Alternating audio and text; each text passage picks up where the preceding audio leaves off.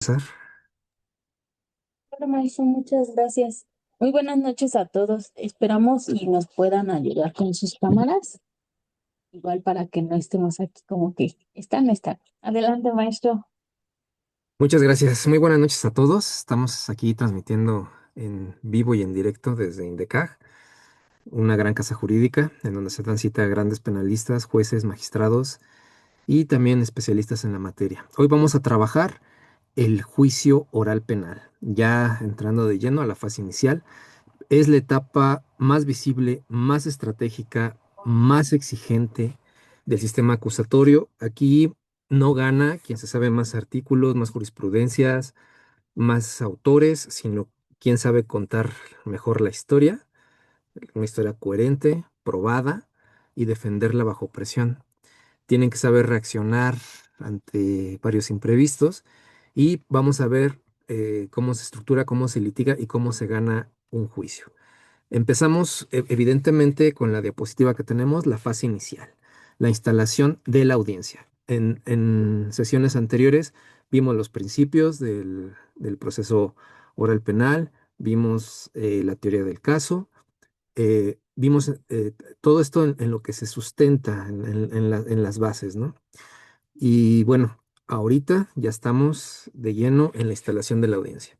Primero, obviamente, el juez verifica la presencia de las partes. Empieza por fiscalía, asesoría jurídica, víctima. Si no está la víctima, entonces se pasa la notificación por parte del auxiliar de sala si se le realizó de manera correcta. Y en caso de que el asesor jurídico eh, sea estatal, no haya sido nombrado, entonces ahí, aunque no esté la víctima, acepte y proteste el cargo. Esto al principio del sistema generaba pues ciertas complicaciones, porque había criterios que decían, bueno, si no está la víctima para nombrar al asesor jurídico, entonces no puede ser nombrado. En el Estado de México llegaron a una solución en la cual el Ministerio Público hace las veces de representante también de la víctima. Es algo curioso, pero en Ciudad de México, cuando empezó la implementación del sistema, dijeron, no, ¿sabes qué?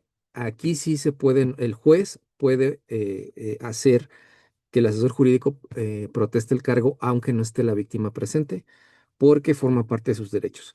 Ambas visiones considero yo que, bueno, son correctas, es más creativa la del Estado de México, pero es válida.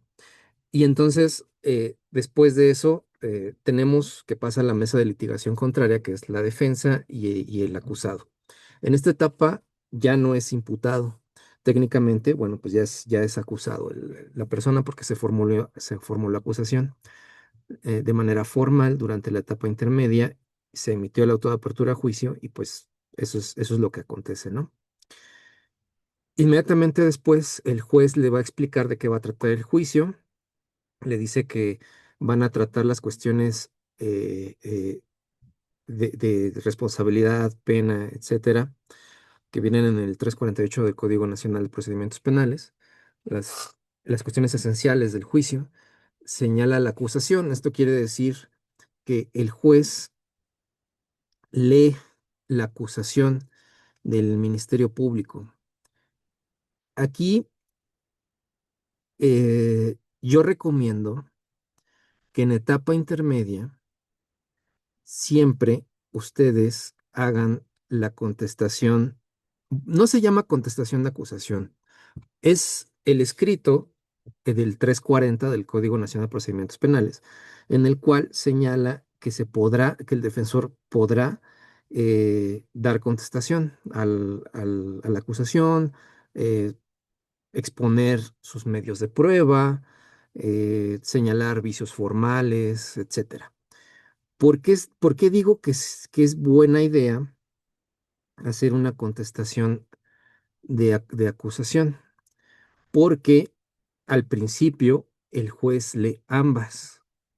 Si nada más se queda con la versión de la fiscalía, con la acusación de la fiscalía, entonces no se contamina, porque al final va a escuchar los alegatos de apertura, pero sí es un puntito ahí que dice, bueno, entonces o sea, si tú estás planteando, por ejemplo, que son, que no estaba en el lugar cuando ocurrieron los hechos, que tienes tu coartada para desubicarlo, si tú estás señalando que es inocente, si tú estás señalando que hay otra modificativa del agravante para atenuar el delito, ¿por qué no lo mencionaste en la contestación de acusación?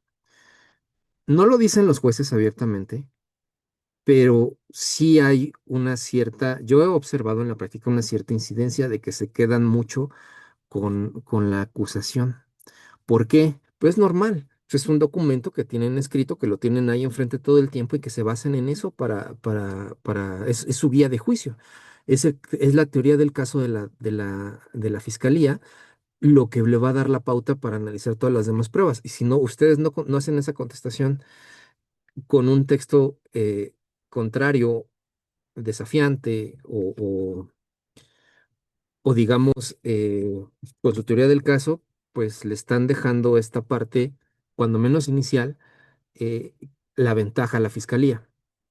Entonces, yo sí sugiero que el juez no solamente tenga un texto de acusación, sino también uno de la defensa. Se señalan también los acuerdos probatorios. ¿Qué son los acuerdos probatorios? Los acuerdos probatorios son lo que se llevó a cabo en la etapa intermedia, que no hay debate entre las partes, y esto puede resultar muy útil para optimizar y minimizar los tiempos de juicio. Por ejemplo, cuando tú tienes un caso de homicidio y tu teoría del caso es eh, la persona no estaba ahí, estaba en otro lugar. ¿Qué sentido tendría si tú no vas a desafiar o no vas a controvertir la identidad del occiso, no llegar a un acuerdo probatorio respecto a su identidad? Cuando tú dices, es que no quiero llegar a ningún acuerdo probatorio, entonces estás en tu derecho, pero entonces van a tener que llamar al familiar, a la víctima, y va a tener que deponer e incorporar el acta de defunción y señalar por qué cuál es su identidad, cuál es el caso, cuál es el sentido, para qué hacer más tortuoso esa audiencia. Se llega al acuerdo probatorio desde etapa intermedia sobre la identidad de la persona o sobre la causa de muerte, por ejemplo. ¿Por qué? Pues porque a ti, en teoría, no te interesa de que murió, te interesa que tu defendido estaba en otro lado. Entonces, no tiene caso negarse a ciertos acuerdos probatorios en donde ya no, por ejemplo, en ese de la identidad que les señalo del occiso, ya no va a haber necesidad de incorporar el acta de defunción, porque ya va a estar acreditada su identidad. Por ejemplo, en un asunto que les platicaba de encubrimiento por receptación, se robaron una moto y la moto aparece en un local y resulta que nuestro justiciable estaba con las placas de esa moto en la mano, supuestamente por la fiscalía, ¿no? Ya después se comprobó que no. Entonces, mm, ¿qué caso tenía que nosotros controvirtiéramos las características de la moto, la propiedad de la moto? No, pues es de una empresa tal y todo. ¿Para qué? No tiene sentido si nuestra teoría del caso es diferente y se lo menciona el juez en una de las audiencias. Es que nuestra teoría del caso no es controvertir la existencia de la moto, las características de la moto. Es una cuestión diferente. Entonces, se puede dar todo este tipo de circunstancias. Los acuerdos probatorios pueden ayudar a la defensa, no solamente haciendo más compacto y menos tortuoso el juicio, sino también eh, para no distraer al juez de nuestra teoría del caso, de nuestra versión de los hechos. Ahora bien, hay algunos fiscales que proponen acuerdos probatorios que sí son dañinos para la teoría del caso de ustedes, para su versión de los hechos. Eso sí, no deben de ser aceptados. Eh, por ejemplo, el acuerdo probatorio que señala que la persona estaba en el lugar. Ah, y sí los proponen, ¿eh? Y les, ¿cómo crees si yo lo que busco es desubicarlo? ¿Cómo crees que voy a aceptar desde ahorita, dar por cierto a dos testigos que lo señalan que está en el lugar de los hechos? Pues no, ese es el punto a controversia. Entonces, abusados con esos acuerdos probatorios pueden ser una herramienta, pero también pueden ser, es un arma de dos filos, ¿no? Hay que saber evaluarlos. Y el criterio es ese. Si no tiene que ver con tu versión de los hechos, podrías aceptarlo. Si lastima tu versión de los hechos, entonces no los aceptes. Eh, da lectura del auto de apertura a juicio oral y luego ya empiezan los alegatos de apertura. Aquí la teoría nos dice que puedes o no exponer los alegatos de apertura. Es una opción, porque tú como defensor te puedes reservar. La fiscalía no puede hacer eso, ¿no? Porque ya desde la acusación ya tiene su, su versión de los hechos y la expone.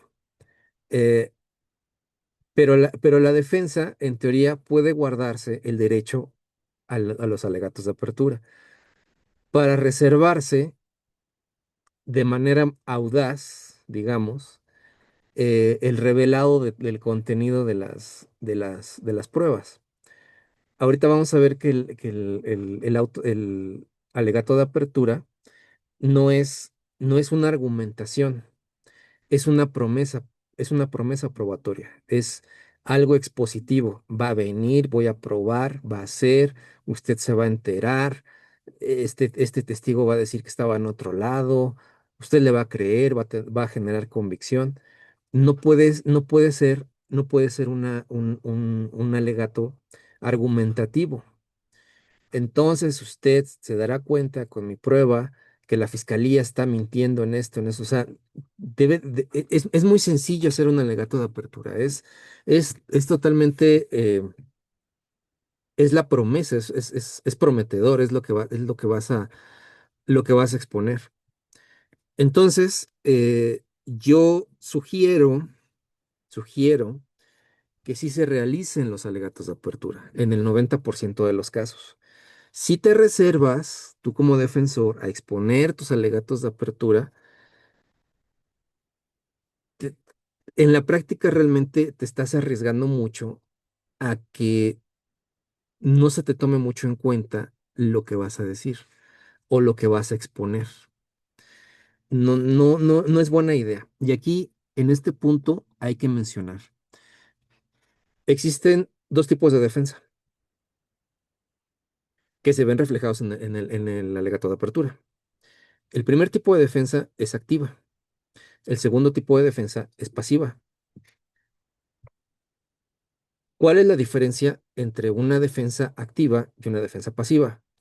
Que la defensa activa, tú trabajas una versión de la historia sustentada con medios de prueba.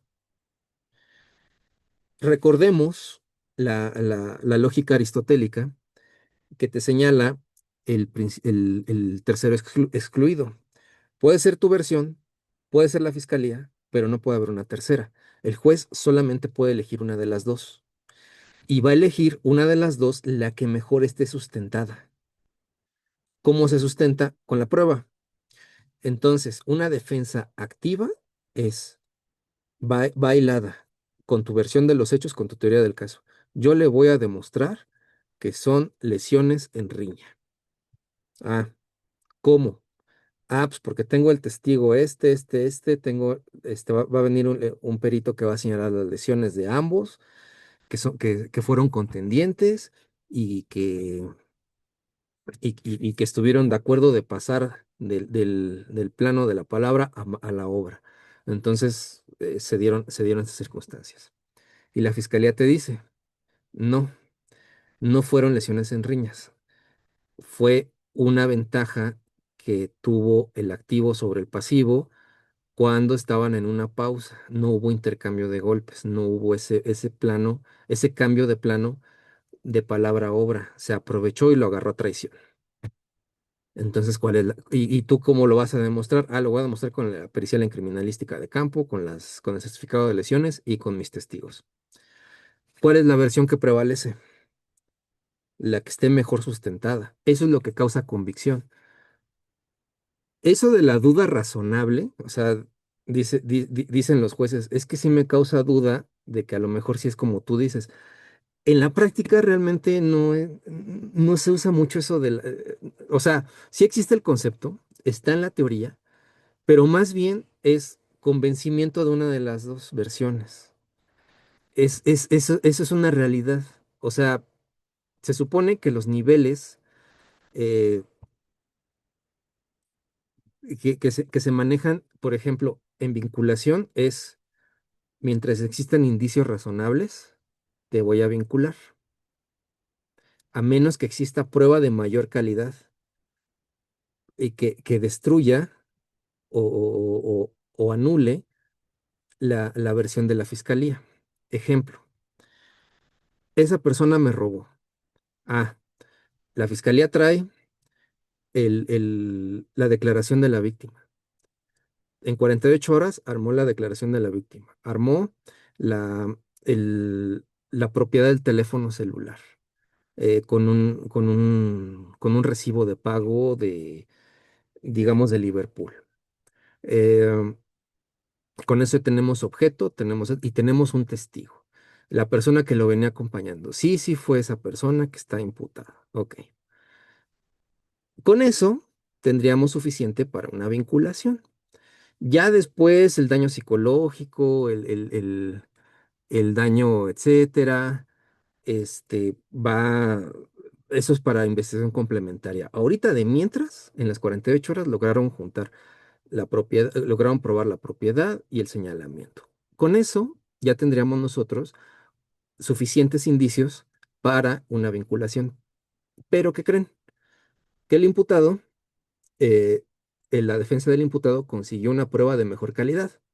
Un video donde se aprecia que él estaba pasando por el lugar y que no participó en el robo, pero trae ropas semejantes a las del imputado. Entonces, este, ahí ya se agota esa parte, ¿no? Y no hay una no vinculación. Entonces, el estándar probatorio para una vinculación es mínimo, son con indicios. Para juicio es más allá de toda duda razonable con lo que te sentencian. O sea, es un poco más difícil para la fiscalía, en teoría, probar que se realizó ese robo. Y el estándar para un sobreseimiento es muy elevado. El estándar para sobreseimiento es, sin duda alguna, no fuiste tú o no existió el delito. Ese es el estándar, sin duda. Entonces tenemos tres estándares. Tenemos con indicios razonables, más allá de toda duda, y sin duda no fuiste tú. Entonces, eso es lo que es mucho más difícil obtener un sobreseimiento que una sentencia absolutoria. Ese sobreseimiento también tiene el mismo estándar probatorio que un reconocimiento de inocencia. El reconocimiento de inocencia, si ustedes checan, se da después de sentencia condenatoria, que surja algo contundente que señale la inocencia de esta persona. Yo solamente he visto un caso en toda mi vida, que fue una persona sentenciada por homicidio, y resulta que años después de que fue sentenciado, apareció el occiso vivo. Se había ido a Estados Unidos a trabajar y no le dijo a nadie. Entonces ahí se, no se reabre el caso como tal, pero sí existe esta cuestión eh, de un reconocimiento de inocencia posterior a todo, posterior al amparo, posterior a la apelación, posterior a todo. Entonces, Es muy raro y se da, pero es el mismo estándar. Sin duda alguna, no fuiste tú. Entonces, retomando, tenemos la defensa activa y tenemos la defensa pasiva. ¿Cuál es la defensa pasiva? Que tú no llevas medios de prueba, que tú estás tan seguro de las deficiencias de la investigación de la fiscalía, que es lo que vas a ir a exponer, que es lo que vas a obtener en los contrainterrogatorios, y que a lo mejor de ahí sacas una prueba en refutación. Les voy a explicar, obviamente, de qué se trata la prueba de refutación, pero tenemos esas dos vertientes.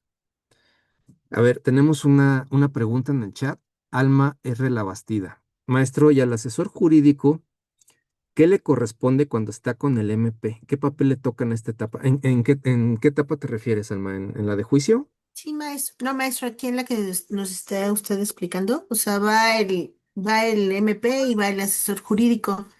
Generalmente, digo, yo vengo de otra área, maestro, por eso vengo a exhibirle la ignorancia, estoy tratando de aprender lo más que se puede de ustedes, pero yo he visto que generalmente en algunas audiencias con las que tengo oportunidad de estar, que son cosas sencillas, manejo mucho familiar, de violencia y eso, cuando lo llevan mis compañeros, no dicen nada cuando van con el MP y eso me marca alguna inquietud, ¿no? Ok, ok. Mira, Entonces, sí me llama la atención, sí ya voy muy enterada de lo que usted, y sobre todo le agradezco que es muy, muy claro de lo que vamos con el tema de la defensa, pero me pregunto, cuando vamos como asesor jurídico en un tema de violencia, obligaciones, aunque entre comillas parece todo muy sencillo, pues sí me gustaría saber qué puede pasar, claro, porque si la violencia trasciende a otra cosa, ahí va, ahí te va.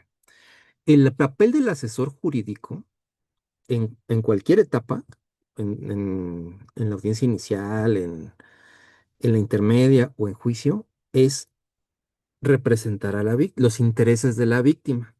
Le decían antes el abogado victimal, que yo considero que es un término erróneo por definición. Pero ¿qué es lo que haces tú? Verificas el papel del Ministerio Público. ¿Qué puede pasar? Mira, el Ministerio Público puede llegar a equivocarse al enumerar o al enunciar los medios de prueba o los datos de prueba en audiencia inicial, que son con los que cuenta. Se le puede pasar uno, se le puede pasar dos, o los menciona mal, por carga de trabajo, por lo que tú quieras, ¿no? El asesor jurídico tiene que estar bien trucha en el sentido de que lo que dice el MP es correcto.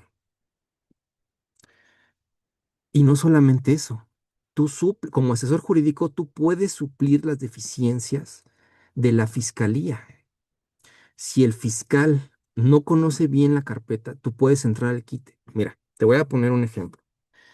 Hace como, yo creo unos 3, 4 años, me contrataron para ser asesor jurídico, representar los intereses de una víctima que fue sujeto de fraude. Fue el pasivo de un fraude en, eh, en el estado de Quintana Roo. Cuando llegamos a la audiencia, el MP iba en blanco. Lo acababan de nombrar, no sabía ni qué onda, no conocía las pruebas, nada más traía su acordeón que le había dejado algún compañero enunciando, pues, el acta constitutiva de la empresa, el poder de la apoderada, las pruebas de un juicio mercantil que no pudieron cobrar, etcétera, etcétera. Y entonces empezó la audiencia y le dice el juez, a ver, su testigo. Y el MP dijo, por estrategia procesal, el asesor jurídico va a llevar la audiencia. Y el juez nada más así, pues a ver, güey.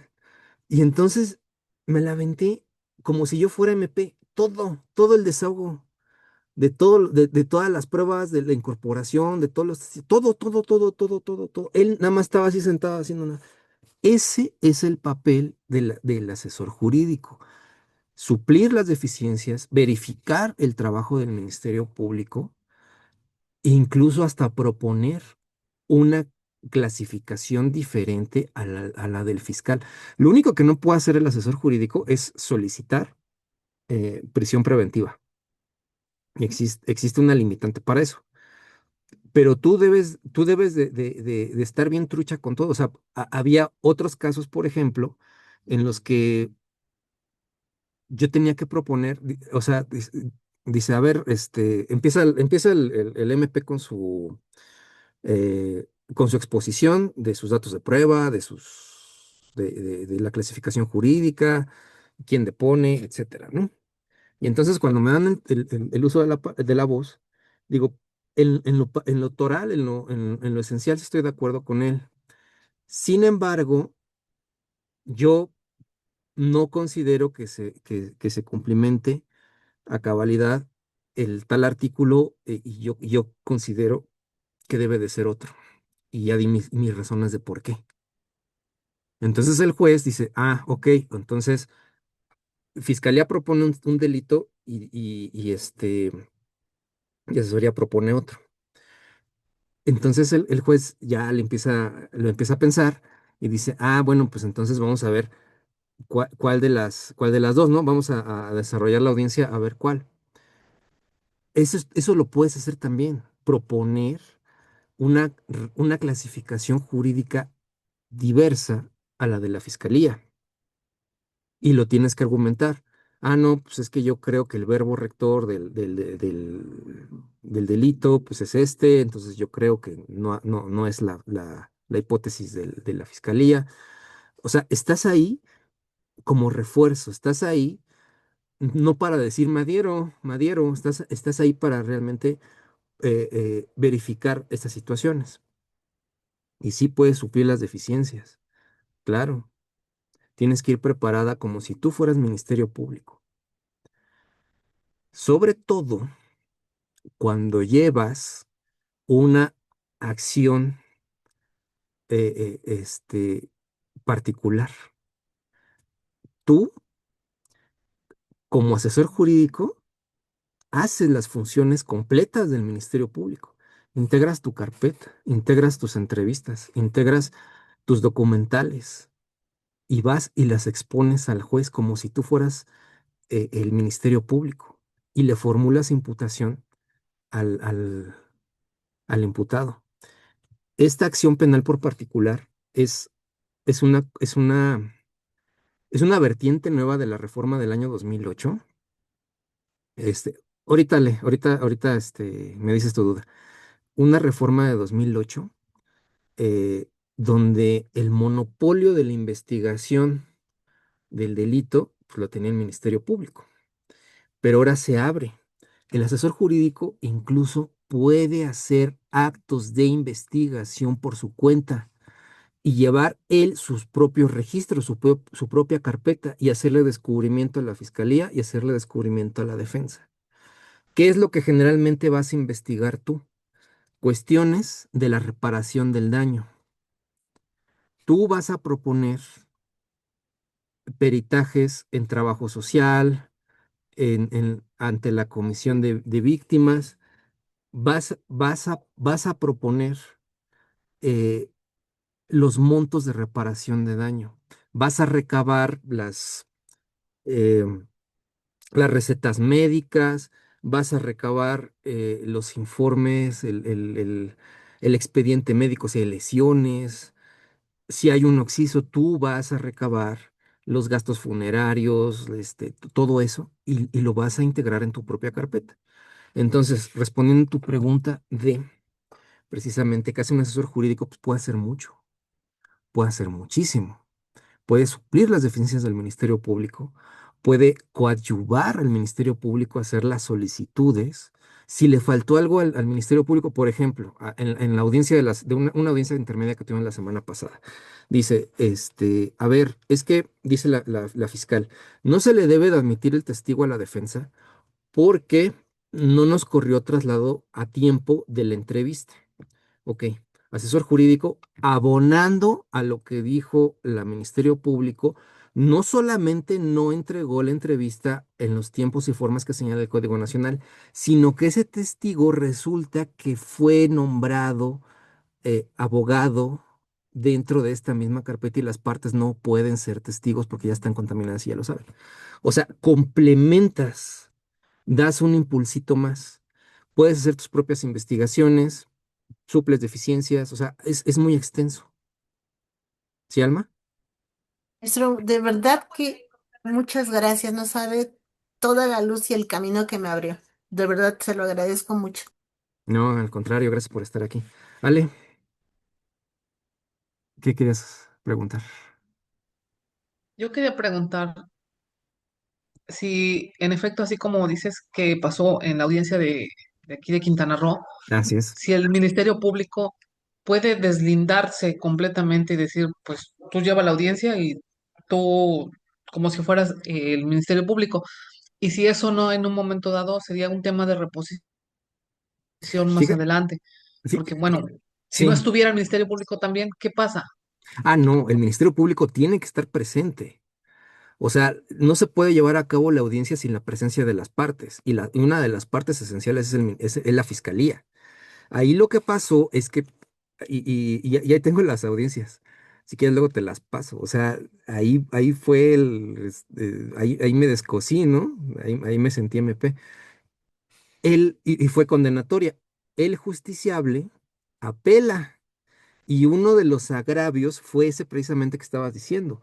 Oye, el asesor jurídico tomó funciones de Ministerio Público y le contestó la sala, pues sí, es constitucional que coadyuve, no hay bronca. Si el Ministerio Público quiso estar calladito, pero él estaba presente y estaba checando que no se violentaran derechos. Y el asesor hizo su chamba.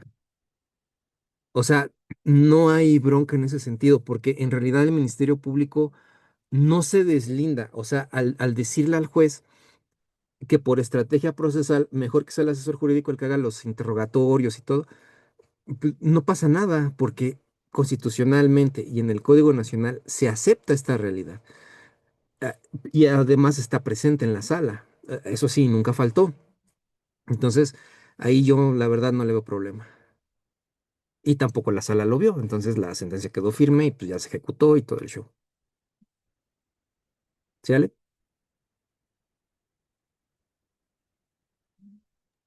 Sí, gracias. No, ¿de qué? Bueno, entonces estábamos en que los alegatos de apertura puedes o no exponerlos, les recomiendo que sí los expongan, porque sería desventaja procesal no hacerlo en el 90% de los casos. Tendría que ser algo así muy, muy sui generis, muy especial el hecho de quedarte calladito en los alegatos de apertura. No imagino un caso que amerite eso, la verdad. Am, Primero expone los alegatos de apertura, el MP. Y aquí es por lo que les digo que vale la pena hacer la contestación en intermedia, porque si el juez lee el día tal, a tales horas, fulano apareció con un arma y le disparó a Mengano, causándole la muerte, y luego se lo vuelve a decir el MP en audiencia, y tú no dices nada o lo dices mal, ¿con qué versión se va a quedar desde el principio? Pues con la que está más estructurada, la que está más sentada y la que leyó y escuchó dos veces, ¿no? O sea, por eso, pues mejor si hagan bien su escrito del 340 y den sus alegatos de apertura en ese sentido. Y después, bueno, sigue la defensa. Como les explicaba, el alegato de apertura no es argumentativo, es expositivo de la teoría del caso. Eh, Aquí le puse que aún no tienes material de argumentos, o sea, todavía no han pasado las pruebas, o sea, nada más le vas a platicar lo que vas a hacer, le vas a prometer lo que vas a hacer. Es importante porque es el primer acercamiento de tu versión al juez. Y aquí ahí empieza, ahí te das cuenta, desde el alegato de apertura, si el abogado defensor tiene experiencia, conoce el sistema y se ha capacitado en el mismo. Un mal defensor toma su libreta, la abre y empieza a leer. No lean, solamente pueden tener apoyo en notas o tarjetas. ¿Cómo? A ver, su señoría, mire, la versión es esta, y para decir algún nombre, algún número, una referencia, pues sí volteas y bajas y luego sigues y lo sigues viendo a los ojos y le sigues diciendo, no pasa nada, no tengan miedo, lo que digan va a estar bien, pero sí, no lean. Hay ministerios públicos que dicen, "Ay, pues que lea, ¿no? Pues me vale."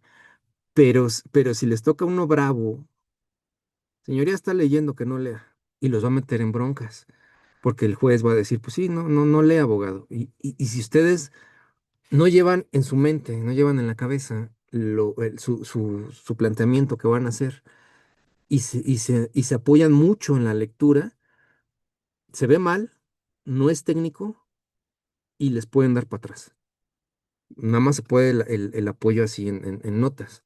Yo, por ejemplo, traigo mi tablet y ahí nada más pongo los puntos que necesito, o los nombres, o los números. Y ya me echo así todo el choro, todo el diálogo, y nada más voy bajando la mirada nada más para ciertas cosas. Entonces, no he tenido problemas con eso, ¿no?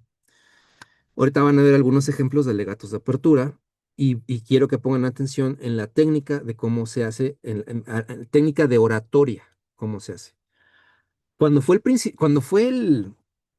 la implementación del sistema, en el Estado de México en 2009, y en la Ciudad de México en 2016, causaba muchas dudas este tipo de cosas, porque decían, bueno, ¿te vas a poder poner de pie y hacer así como tipo gringo que caminas de un lado al otro y haces así como una especie de teatralidad? No tenían muy definido cómo iban a hacer. Si ustedes se dan cuenta, los micrófonos de las salas de audiencia del Estado de México son ambientales, están sobre la mesa. Entonces, en aquel tiempo se pensaba que podías ponerte de pie y hablar, estaban diseñados para eso. De hecho, todavía en la actualidad, los auxiliares de sala se levantan y se acercan a una de las mesas y de pie dicen, buenos días, siendo las tales horas de tal día, estamos reunidos en la sala 14 del Poder Judicial del Estado de México para celebrar la audiencia de juicio contenida en la carpeta número tal. De pie y de frente a un escritorio. En la Ciudad de México dijeron, no, no, no, no, no, todos bien sentaditos. Y el auxiliar de sala está en su computadora y es el que, sentadito, y es el que habla. O sea, este tipo de reminiscencias, este tipo de aspectos dan cuenta de que al principio no se sabía muy bien cómo iban a ser estos diálogos, ¿no? Inclusive ustedes van a poder ver en el Estado de México algunas salas que por su tamaño y la disposición tenían espacio para jurado. Había debates si se iban a implementar para algunos casos jurado. Y al final dijeron, no, pues, ¿sabes qué? Que sean jueces nada más. Es curioso ese detalle, ¿no? Pero bueno, por eso al principio, inclusive había personas, coaches del sistema oral que decían, toma clases de teatro para que sepas dicción, te sepas expresar y sepas caminar en el escenario, ¿no? Que por eso es foro, ¿no? Por eso es forense de foro, ¿no? Es para exponer. Este, y pues sí entré a teatro y sí hice todo eso, pero no me sirvió de nada. Al final nada más la cuestión de oratoria es simple. Estás sentadito y sí haces ciertos ademanes para plasmar tu idea, pero no es tan dramático como lo pensaban al principio. Entonces, no lean, apóyense nada más en unas cuantas frases, o datos puntuales, háganlo con seguridad, no hablen de manera nerviosa. ¿Por qué? Porque esto sí lo he visto, sí refleja, no solamente dejemos a un lado el dominio del sistema, la experiencia, la capacitación, la técnica oral de oratoria, no. Hablar con seguridad incide en el criterio del juez. Oye, pues si no estás ni seguro de lo que me estás diciendo. O sea, el juez siempre te va a decir, no, pues yo voy a resolver conforme a las pruebas y todo eso. Pero si el juez es un ser humano, desde el principio está viendo que estás dudando, que no estás seguro, que te tiembla la voz, que no, o sea, dice, o sea, él en su foro interno algo está fallando. Entonces tienes que dar mucha seguridad. Y entre más seguridad des, más se le va a quedar tu versión en la mente. Eso sí lo he visto en la práctica. Eh, Das tu versión, tu sustento probatorio y tu clasificación jurídica.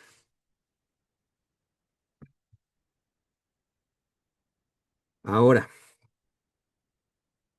una cosa muy importante, un aspecto muy importante de la audiencia de juicio oral inicial,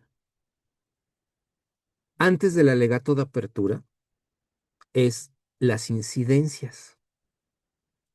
¿Qué es lo que puedes plantear antes de que inicie propiamente el juicio? Ahorita vamos a retomar el alegato de apertura, pero es importante tener esta parte. Puedes plantear, te pregunta el juez, ¿alguna incidencia, alguna bronca antes de empezar? Porque después ya no lo vamos a poder plantear. Algo antes. Puedes, en base al 392, el 392 es el que te dice que puedes tener incidencias antes de juicio. No, pues sin competencia, señoría. Ah, ¿por qué? Porque en razón geográfica resultó que el delito fue en otra jurisdicción. Y esto se veía en la frontera del Estado de México y de la Ciudad de México. Y también si está por ahí Ale, a lo mejor le ha tocado el conflicto competencial que hay en Quintana Roo con, con, con los otros estados aledaños. ¿Por qué? Porque en el Estado de México, de este lado de la acera es Ciudad de México y de este lado de la acera es Estado de México. Si pasa algo aquí en medio, pues ¿para dónde? Hay incluso un video de TikTok reciente donde policías empujan el coche para meterlo a la jurisdicción de la Ciudad de México, porque es unos metros y eran policías de la Ciudad de México. Entonces dicen, no, pues sabes qué, lo encontramos en nuestra jurisdicción. Y seguramente Ale ha visto y le ha tocado que Quintana Roo, pues hay carreteras muy largas. Entonces, ¿en qué kilómetro, en qué punto exactamente está la jurisdicción de un estado o con otro, o con la ciudad, con Mérida, por ejemplo? Entonces, hay problemas geográficos de jurisdicción. Y entonces se tienen que plantear, pues, ¿por qué? Porque puede haber reposición, porque a ti te conviene que sea en tu propia ciudad o algo así, ¿no? Entonces, se plantea. Y ahí puede haber prueba que no va a estar en juicio y que corriste traslado a las partes con una pericial en geolocalización o geográfica donde sustentes esta incompetencia por razón geográfica. Su señoría, fíjese que mi perito en criminalística de campo hizo una pericial encaminada a la localización geográfica y resultó que la jurisdicción es del otro estado. Ya tienen traslado a las partes y la puedes exponer. O sea, una incidencia permite incluso la exposición conforme al 380 del Código Nacional, leer la parte conducente o hasta hay jueces que te dicen, a ver qué pasa el perito y me explique. Y le explica. Y lo expones con reglas de juicio. Y le haces el interrogatorio y le hacen el contrainterrogatorio. Es muy interesante porque esta producción probatoria es uno, uno de los huecos que existen en el Código Nacional de Procedimientos Penales. Pero se tiene que dar y se tiene que dilucidar. ¿Cómo vas a tener la certeza? ¿Con qué me demuestras tú a mí, nada más con lo que tú me dices, que está del otro lado y no aquí, ¿cómo le vas a demostrar?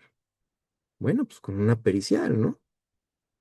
Entonces, el Código Nacional no te dice explícitamente en el 392 se puede poner, no, pero se usa. Es uno de los huequitos que hay. Otro huequito que he podido identificar es, a ver, la etapa intermedia, cuando termina la investigación complementaria, supongamos que termina hoy, lunes 13 de abril, termina una complementaria. Y el Ministerio Público tiene 15 días para formular acusación. ¿Estamos de acuerdo, no? ¿Cómo rayos se llama o en dónde se ubica el periodo entre el fin de la complementaria y el inicio de la intermedia?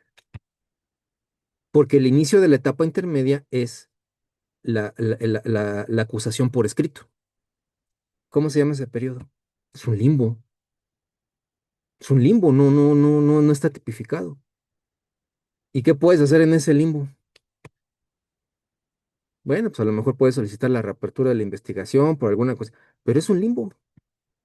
Está fuera, o sea, nos dice el propio código, es que hay tres etapas, inicial, intermedia y juicio, pero hay un huequito ahí en la intermedia, entre la inicial y la intermedia. Y así como ese, hay otros huequitos. Y es cuando te das cuenta que, que la conformación del Código Nacional no, sí fue pensada, sí fue realizada por gente inteligente, pero tiene fallitas, muchas. Entonces, bueno, ustedes, para plantear su incompetencia por ración geográfica, ¿pueden utilizar lo que viene en la carpeta de investigación? Sí. ¿Pueden aportar sus propias pruebas? Sí, con la condición de que corran traslado antes, en razón en la jurisdicción, y lo pueden exponer. Em, ok, también hay incompetencia, como ya lo habíamos visto, en razón de conocer previamente el asunto, que es una alteración al principio de inmediación y de imparcialidad, y por consiguiente de imparcialidad. Si el juez, por ejemplo, fue el juez que vinculó y ahora te lo encuentras de juez de enjuiciamiento, dices, Oiga, no, pues pónganme otro, ¿no? No se vale porque usted ya conoció y se lo planteas. ¿Cómo se lo planteas? Bueno, pues en la propia carpeta administrativa puedes sacarle copias certificadas porque han de saber, y no soy yo ustedes para saberlo ni yo para contárselos, pero los, lo- conforme hay dos carpetas administrativas que llevan los juzgados, que llevan las unidades de gestión. La etapa de control y la de la etapa de juicio. ¿Por qué no una sola? Pues porque precisamente se pensó en que la etapa de juicio tendría que ser un juez no contaminado, que no conociera, imparcial. Entonces, cuando empezaron a hacer toda esta cuestión administrativa, dijeron, ¿sabes qué? Pues que ese juez tenga su propia carpeta de donde ahí vaya metiendo todas las incidencias, donde se vaya todas las actas mínimas de cada audiencia y donde esté la sentencia, donde esté el auto de apertura a juicio. La primera actuación de una carpeta administrativa de juicio es el auto de apertura a juicio oral, que es lo primero que le llega. Y entonces ahí la llevamos aparte. Y la de control, no, pues hay que venga todo lo relativo a desde vinculación, desde la etapa inicial hasta la emisión del auto de apertura a juicio. Una cuestión muy importante es que luego a veces, como defensores o como asesores jurídicos, nos contratan cuando ya va a empezar el juicio. Es, es poco común realmente que tú seas el defensor desde la vinculación hasta juicio o hasta apelación y amparo. Sí me ha tocado, yo he tenido la fortuna de agarrar asuntos completos, pero la realidad es otra, que realmente nada más te dicen, ¿sabes qué? Vas a llevarte al juicio. Y entonces lo primero que tienes que hacer es nombrarte, ir por el auto de apertura a juicio. Porque ese auto de apertura a juicio pues, te va a dar la pauta de qué se trata, cuál es la acusación y qué va a llevar el MP. Entonces ahí pues ya es un avanzote. ¿Dónde va a estar eso? En la carpeta judicial de enjuiciamiento. Bueno, entonces tenemos dos carpetas administrativas. ¿Cómo le vas a demostrar al juez de juicio que fue el mismo que vinculó? Pues vas a la carpeta judicial de control, antes de juicio, pides las copias certificadas del acta mínima, a veces está simples, ¿no? Y depende del criterio. En el reclusorio norte no te dejan tomar fotos de las carpetas administrativas, pero en el oriente sí, etcétera. Bueno, las pides, ¿no? Como sea, las obtienes. Y entonces tú en la audiencia le dices, mire, señoría, resulta que usted ya participó en el asunto, aquí está el acta mínima, donde usted es el juez que vinculó. Entonces, pues no se puede. Pasa, sí, sobre todo en distritos judiciales pequeños, como el de Ale, que está en Quintana Roo, donde hay pocos jueces. Entonces resulta que los van reciclando. En Chetumal, pues nada más hay como tres, entonces los van reciclando y así pasa, ¿no? Entonces, pero tú no puedes conformarte y decir es que hay poquitos jueces, no, o sea, tienes que hacer la razón de incompetencia porque estás velando por los derechos de tu representado, ya seas como asesor o como defensor. Entonces lo tienes que plantear y te puede decir el Poder Judicial, pues es que no tenemos más jueces, todos los demás están ocupados y nada más tenemos dos o tres ahorita. Pues que traigan uno de un circuito judicial diferente. O sea, pero lo tienes que plantear. Les cuento que hoy recibí un asunto de este estilo. Resulta que ganamos un amparo por precisamente la afectación al principio de inmediación. Pero ahí les va. Esta persona la condenan, se mete apelación en contra de la sentencia definitiva y resulta que dos magistrados de ese tribunal colegiado del Estado de México ya habían tenido conocimiento de una apelación anterior contra el auto de vinculación. Cuando llega el asunto al tribunal colegiado de circuito en amparo directo, dicen, a ver, déjame ver si no hubo violaciones al proceso. Y ¡zas! Resulta que se dan cuenta que fueron los mismos magistrados los que determinaron la apelación de la vinculación y ahora son los dos magistrados que también están confirmando la sentencia de la primera instancia. No, pues ¿sabes qué? Vamos a tener que reponer con otros magistrados la apelación y se retrotrajo el asunto hasta ahí para que vean que lo que vimos aquí en las primeras clases tiene aplicación práctica y se da. Miren, déjenme ponerles el chisme completo, que estoy muy contento porque apenas nos notificaron, ¿no? A ver si la encuentro, se las muestro porque vale la pena ver este tipo de amparos que sí verifican.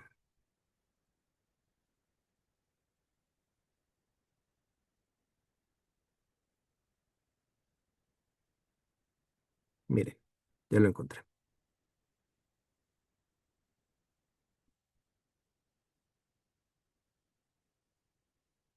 Ahí está. Miren, aquí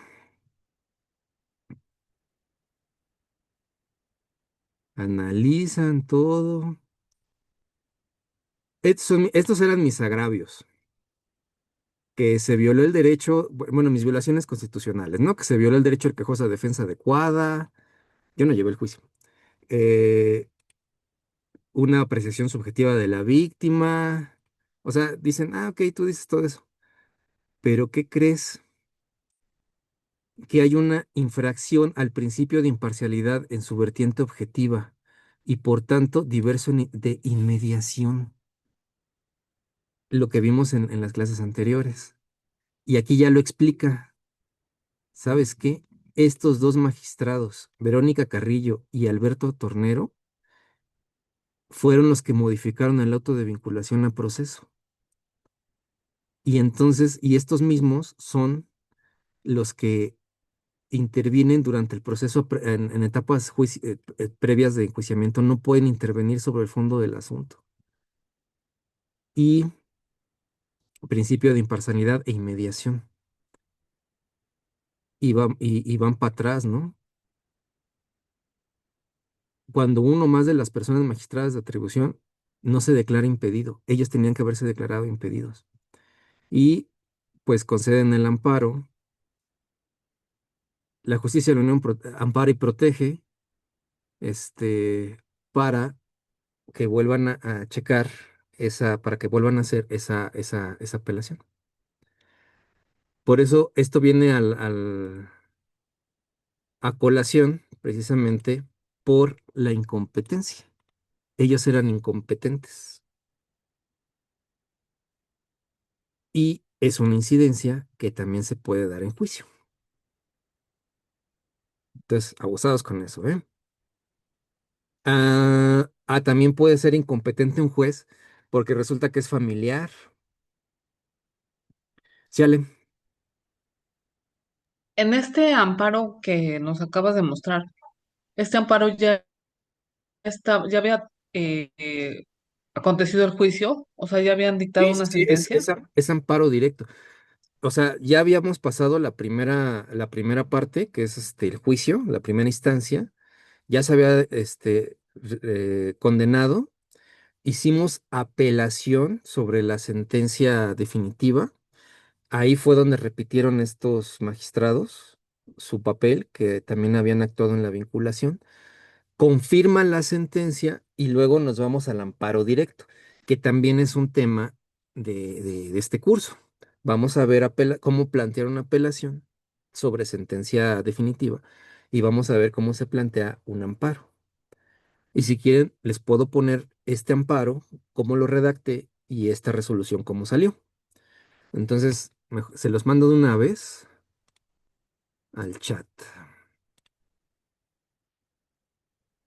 Y en este caso, es una reposición de todo el juicio de No, todo el juicio como tal, o no, solamente de alguna primera parte, o cómo es. es, se ordena la reposición de la apelación, no del juicio.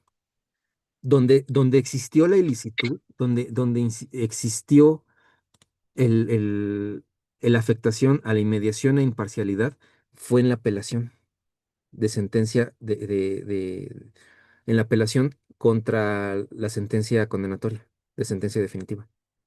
Eso es lo que van a reponer con otros magistrados.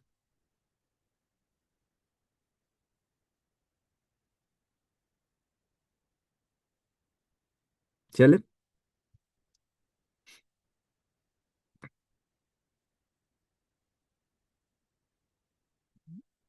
No te escucho, Ale, ¿sí? ¿Todo bien?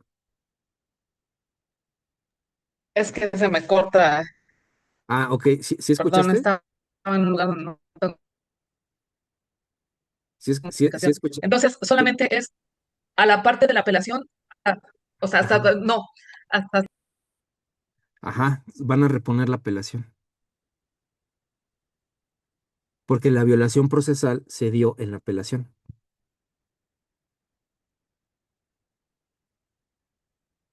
¿Sí?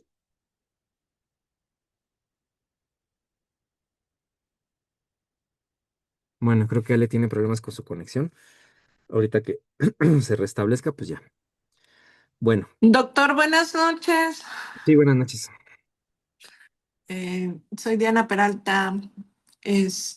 Ya abrí mi cámara. Ahí, bueno, tengo una pregunta para usted.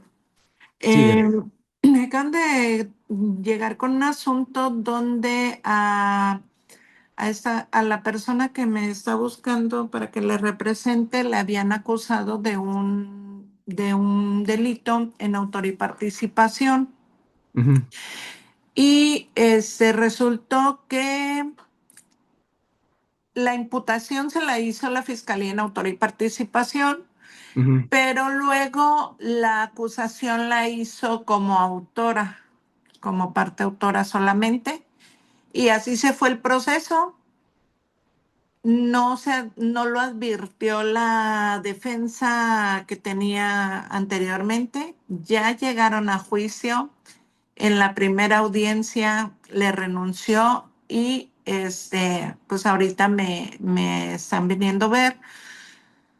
Este, Porque pues evidentemente hubo ahí algo, ¿no?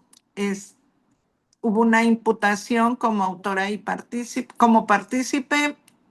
Habla la fiscalía de un plan común, ya estuve analizando los videos, pero en la acusación nada más la pone como autora y deja fuera totalmente a la otra parte porque el otro pues se sustrajo de la acción de la justicia y lo dejó aquí a este embaucado, ¿no?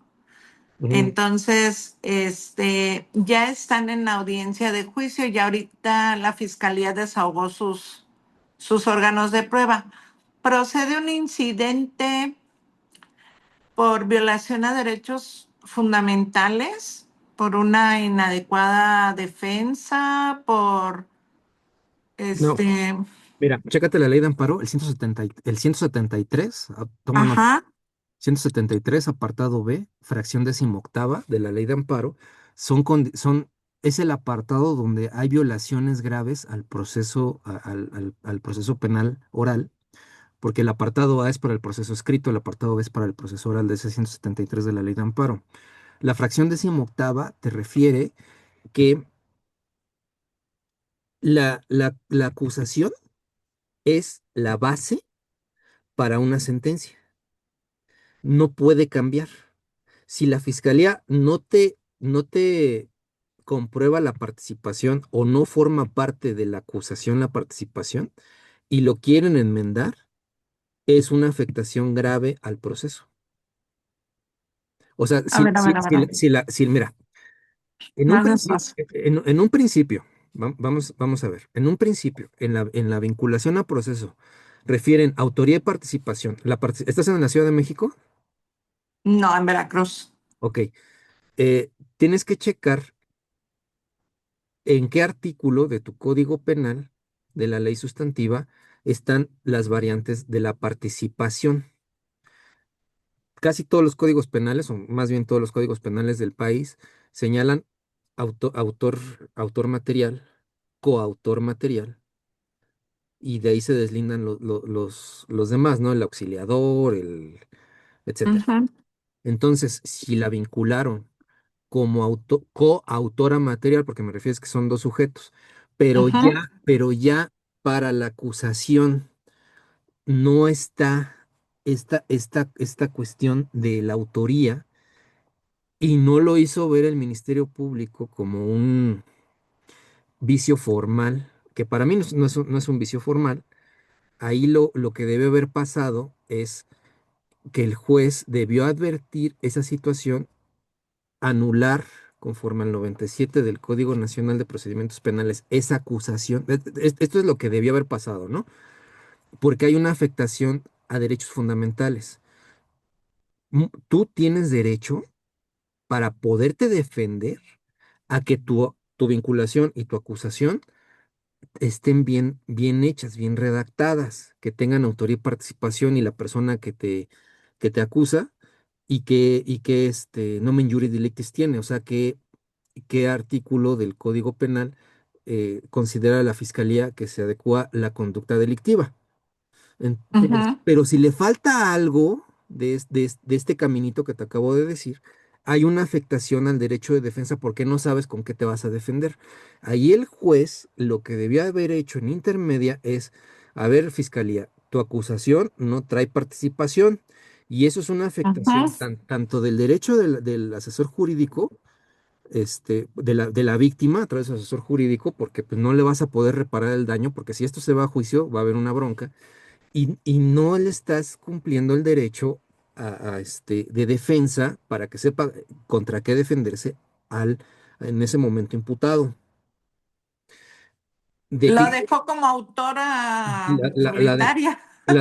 declaro nula esa acusación conforme al 97, que como esa afectación de derechos no se puede subsanar, entonces, ¿sabes qué? Vuélvela a hacer y nos vemos otra vez aquí. Reposición. El juez de control puede ordenar esa reposición. No lo hizo. Eso es lo correcto que hubiera sido. No lo hizo. Ujú, Pasó y llegó a juicio. Y entonces ahí el Ministerio Público, en una incidencia del 392 previa, debió haber dicho, señoría, hay un defecto en la acusación que no está señalando la participación. En este momento lo subsano diciendo que es coautora material para que se añada.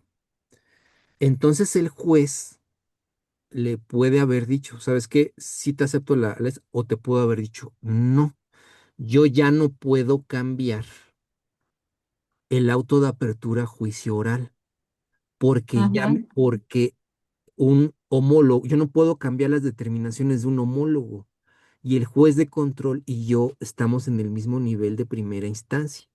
Yo no puedo hacer esa modificación. A mí me han hecho modificaciones del auto de apertura a juicio. Una vez nos faltó un testigo y entonces el juez de control me dijo, mira, yo no puedo hacer modificaciones. Pero si tú vas con la jueza de control que llevó la intermedia y le dices que le faltó, que me manda un oficio diciéndome que efectivamente hubo un error y entonces también se acepta este testigo. Y así lo hice, así pasó y el juez dijo, así te lo admito. Pero ujú, yo no puedo modificarlo. Entonces, ujú. bajo esa base, si ya se siguió el juicio y ni el de control, ni el de enjuiciamiento, ni nadie, es una cuestión que se va a tener que debatir en apelación y en amparo. En amparo es el 173 apartado B, fracción 18ª, la 18, donde te dice una de las afectaciones graves es que te sentencien por algo diferente a la acusación. A la acusación, el detalle es que aquí Ajá, sí. la imputación se hizo en autoría y participación, pero la Por eso, por eso, acusación se por eso, varió. por eso. Se Entonces, supone que el MP no puede variar exactamente, exactamente. Eso no es a puede lo que haber reclasificación en cuestión de Es, participación. eso es lo que marca el 173, apartado B, fracción 18ª, como violación grave del procedimiento en amparo. Entonces tú vas a alegar, ¿sabes qué? Me la cambiaron. Y Ujú. entonces esto puede originar o bien una reposición Reposición del proceso desde intermedia de ese intermedio. o declarar la absolutoria, porque es una bronca de la fiscalía. Y si la fiscalía no cumplió con su chamba, se supone que deben de ser, ya sabes, ¿no? Sus principios profesionales y demás. Ajá, a mí se me No, hace que ahí no lo hicieron. hubo algo turbio. Fíjate que sí la riegan, ¿eh? O sea, sí, sí, o sea, ese tipo de defectos que me dices no son tantos así como decía Santiago Krill, el sospechosismo, ¿no? O sea, no, sí la llegan a cajetear, ¿eh? Feo. A mí se me hace que sí hubo ahí algo raro porque como el otro tipo se les peló, Por entonces eso, o sea, dijeron, pues a se este les le vamos peló. a echar todo el muerto encima. Sí, precisamente por eso, si dijeron, vamos a agarrar toda la acción punitiva del Estado en contra de este pobre, pues vamos a señalar que es coautor material y que el otro está en la fuga, pero no lo hicieron, No. hicieron lo contrario, o sea, fue un error, o sea, yo considero que fue un error y fue un error procesal que sí incide precisamente en violación de derechos fundamentales. Chécate ese 173, apartado B, fracción décimo. Entonces, ahorita en juicio ya no hay forma de promover un incidente de reposición de procedimiento. Me tengo. El juez de juicio no puede ordenar reposición de su propio procedimiento.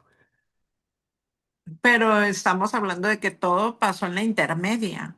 No, el juez de enjuiciamiento tiene prohibido retrotraer, aunque advierta esas circunstancias. ¿Por qué? Porque sigue siendo una determinación de un homólogo, sigue siendo primera instancia, Ok. aunque sea juez de Entonces ni control. pierdo el tiempo en eso. No, porque es procesalmente no es posible hacer que el juez pueda retrotraerlo para salvaguardar derechos. Los únicos que pueden son los de arriba, los de Ok, apelación será y los materia de y los apelación entonces de apelación y de amparo.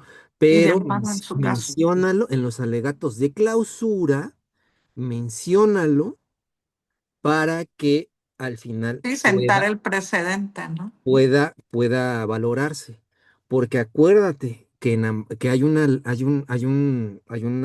principio en amparo que si no lo mencionas tú en la audiencia, si no lo expones, no te lo pueden valorar y no puedes corregir, no puedes llegar con el de amparo y decirle, ¿sabe qué? Aquí están mis alegatos sobre eso, aquí está mi prueba sobre eso. No, no, no. Yo nada No más lo voy a hiciste, checar, vale.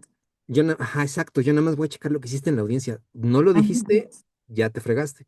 Entonces, yo te sugiero que lo menciones con ese articulado que te di al final en los alegatos de clausura para que des cabida, ya sea para la Que sea apelación valorado como un para, alegato. o para el amparo. Ajá. Perfecto. Ok, puedo ya ay, ay, a estas alturas es que ya está todo hecho, todo encima. Yo ya estoy a nada de decir no, pero me representa un gran desafío, de verdad, que no quisiera negarme esa oportunidad, ¿no? Entonces estaba pensando, puedo ofrecer como una prueba superviniente, podría ofrecer como una prueba superviniente, por ejemplo, la audiencia de imputación, o ya definitivamente nada más lo manifiesto en los alegatos de clausura y lo No puede dejo ser, como no, agravio. no puede ser prueba superveniente. Ahí te va, mira. Sí, porque se debía haber ofrecido en intermedio, se podía Ajá. haber No, alegado. no, o sea, la prueba superveniente la puedes ofrecer durante el juicio, pero no pega con las características. Mira, ahorita vamos a Sí, ver. no es superviniente, no es nueva. Código Nacional de Procedimientos Penales, mira. Sí. Está en el 390. Bueno, pues nada más lo voy a señalar en los alegatos. Es una buena oportunidad porque también vamos a ver a detalle esta prueba y cómo se ofrece. Pero ahorita con tu caso podemos ver todos los demás, precisamente un pequeño adelanto de lo que es el 390. Voy a la Gracias, maestro. prueba nueva refutación. Gracias. No, de acá. Mira, Perfecto. vamos a, Cierro mi vamos a, cámara. Gracias, ¿eh?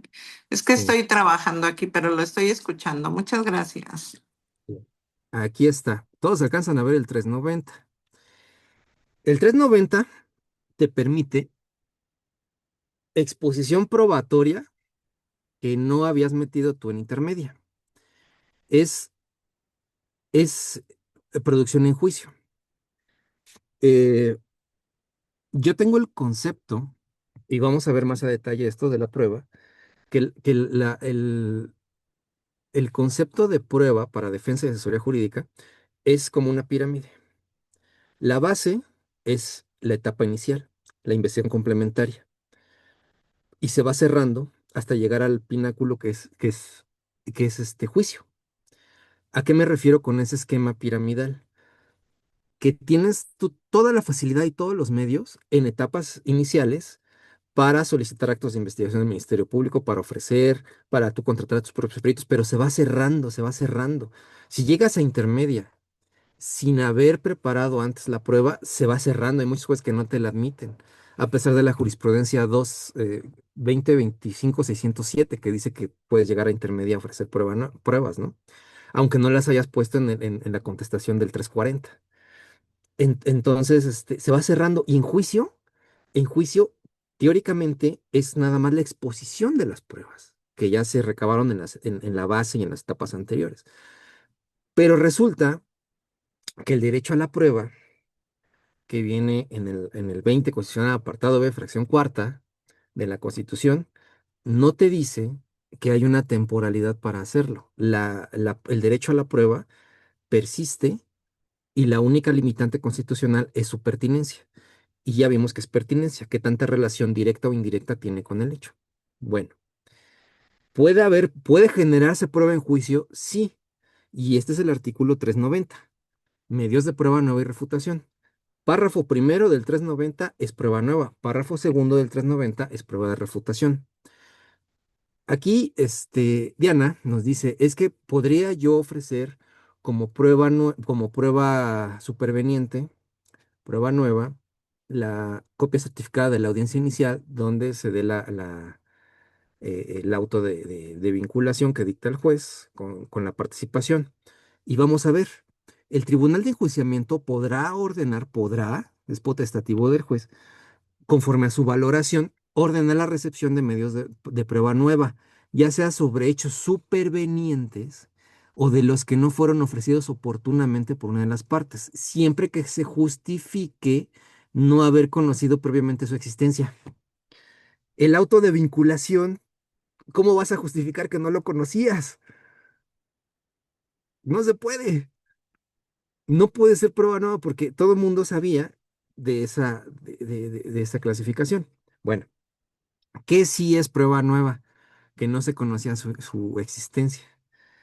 Ah, no, pues es que ya cerramos la investigación complementaria y ya estamos en juicio, pero ¿qué cree, señoría? Había un testigo que se fue de mochilazo a Europa, pero ese vio todo y no lo habíamos podido encontrar o se fue a trabajar a Estados Unidos y él era testigo presencial de los hechos. No sabíamos de su existencia. Él fue el que se acercó a nosotros y nos dice, oye, yo vi todo y lo grabé. Órale. Eso sí, no conocíamos previamente su existencia. eh, lo justificamos precisamente con los sellos de su pasaporte, de que no estaba durante la investigación complementaria, de que no estuvo durante el transcurso de la audiencia intermedia y que llegó con un video, el cual al peritar resulta que sus datos conservados, su código hash, sí corresponde con el día de los hechos y con la narrativa de una fiesta. Entonces, ahí sí tenemos una prueba nueva, pero tenemos que justificarlo. El tipo no estaba aquí, estaba en el extranjero o estaba en otra entidad federativa. Eso sí es prueba nueva. Y ya en su momento veremos lo que es una prueba en refutación, que es el párrafo segundo. Pero esto, bueno, pues lo dejo para que Ale, para que Diana, pues pueda tomar nota de ello. Bueno, Muchas gracias, doctor. Muy amable. no de Estoy qué. tomando nota de todo. Gracias. Maestro, Bien. entonces en el caso que platica la licenciada Diana, aplicaría entonces el principio de congruencia, ¿no? O sea, no te pueden acusar por una cosa distinta. Así es. Eso señala precisamente el 173, apartado B de la ley de amparo. Ah, ya que surgió la duda, pues vamos a checar esa ley de amparo, ¿no? A ver, para que todos lo vean, ¿no? Sí, Ale. En este caso, yo tengo una situación. Soy defensa nueva en una carpeta que ya está para juicio, donde me corre traslado parcialmente de lo que la fiscal tiene la fiscal de procesos tiene para irse a juicio. Ujú, Cuando es la primera intervención en la audiencia, le hago mención a la juez que sí quería hacer algunas manifestaciones con respecto a la carpeta. En este caso, por ejemplo, una red de vínculos que no se tiene, sé que se solicitaron al juez de especializado y autoriza, y sobre esa se hace una pericial como tal de la red de vínculos, pero no existe en la carpeta es toda esta información. O sea, existe la solicitud y la autorización, pero no viene como tal el desglose de las llamadas o de todo esto que Telcel o que la Telefónica envía, ¿no? Y esto se lo dan, se supone que se solicita al fiscal, perdón, a servicios periciales para que hagan como tal esta es su red, la red de vínculos como tal, ¿no? Para ver lo que son las llamadas o a dónde tuvo Sí, contacto y las ubicaciones. quién llamó a quién y dónde Exacto. estaba? Ajá. Entonces yo le hago de mención a la juez que soy defensa nueva, que estoy observando que la carpeta está incompleta y entonces ella me dice que no puede hacer nada, que ella es juez de juicio y que no tiene nada que ver y que pues, que qué quería. Pues hago mención porque quiero evitar una reposición, o sea, vamos a entrar a una etapa donde yo no estoy completa con la información, donde no se tiene y yo solicito su auxilio judicial para esta parte, ¿no? Entonces, bueno, la fiscal en el afán de querer solventar esto dice que ella tampoco tiene la carpeta, esa parte en la carpeta, que es lo que le corrió en traslado del área de investigación, eso es lo que ella tiene, y que además la carpeta sigue abierta, que se sigue investigando, porque hay más Mm, hechos. Y entonces ya pues, nos quedamos así como que, pues, ¿cómo vas a seguir investigando si obviamente ya estás aquí con el canijo no, no. acusado ya para juicio?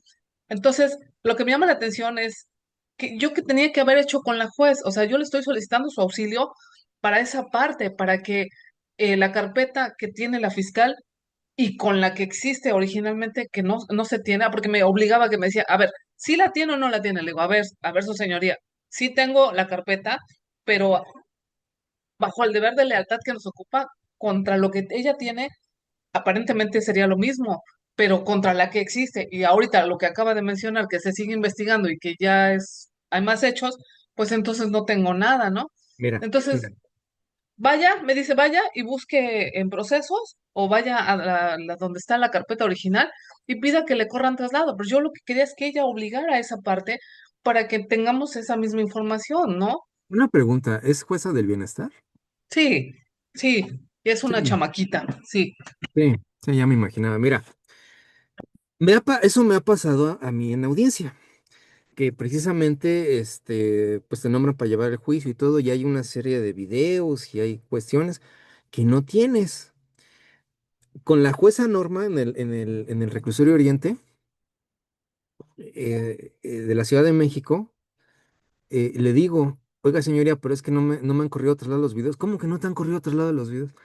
No, pues no, porque pues yo protesté el cargo antes de juicio, yo no llevé la intermedia y me hacen falta.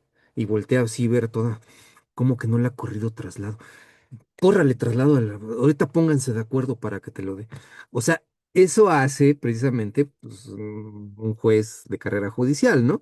O sea, sí obliga a hacer eso. ¿Por qué? Porque los jueces, tú le debes de decir, a ver, su señoría, usted está aquí para salvaguardar los derechos de las partes, ser una persona imparcial en el proceso.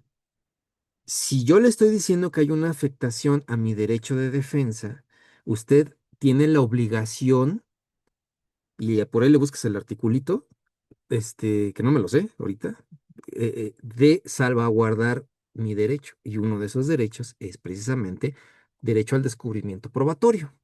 Entonces, por favor, en el uso constitucional de sus funciones, no le estoy pidiendo nada más. Esto es una situación que sí se puede dar en juicio, que sí se ha dado antes y que los jueces, por salvaguardar los derechos de las partes, eh, eh, aperciben a la contraparte de hacer ese descubrimiento, aunque estemos en etapa de juicio, porque se pueden dar diferentes situaciones. Entonces, por favor, actúe y que quede grabado, o sea. Si no quiere, es cuestión de reposición. Pero sí, ese tipo de broncas, pues son con los del bienestar. Yo también tengo mis historias de terror con ellos, que se Y es quedan que te así. quedas desarmado en esos momentos, porque donde ella me dice, no, a mí no me compete, yo solamente soy juez de Sí le juicio y compete, se lava las manos. sí Y le dices, bueno, compete, señor, sí le compete, señoría, porque usted es la directora del proceso y debe de salvaguardar los derechos de y las dije, partes. bueno, entonces, ¿a quién se lo pido o a dónde acudo? Tuvimos que promover un amparo para esta cuestión, a ver qué tal nos va, porque pues obviamente no puedes seguir investigando y ya estar en juicio. O sea, pues entonces, espérame, hasta que no cierres tu investigación, no podrías haber llevado a esta persona a juicio, ¿no? Esa es otra cosa, mira, o sea, lo que dijo la juez fue una aberración jurídica. Esa es una. Y la segunda aberración jurídica fue que el Ministerio Público dice, sigo investigando. O sea, sí hay asuntos en donde son 20 imputados y nada más agarraron a 3. Entonces, para agarrar a los otros 17, pues sí tiene que seguir abierta esa investigación, pero para esos 3, concepto de litis cerrada 318 del Código Nacional de Procedimientos Penales, se fija el auto de vinculación, fija los hechos, el nomen juris delicti, o sea, la clasificación jurídica, quien depone, fija el contenido de todo lo que va a pasar después hasta juicio. Para ellos, su investigación ya está fija, ya terminó.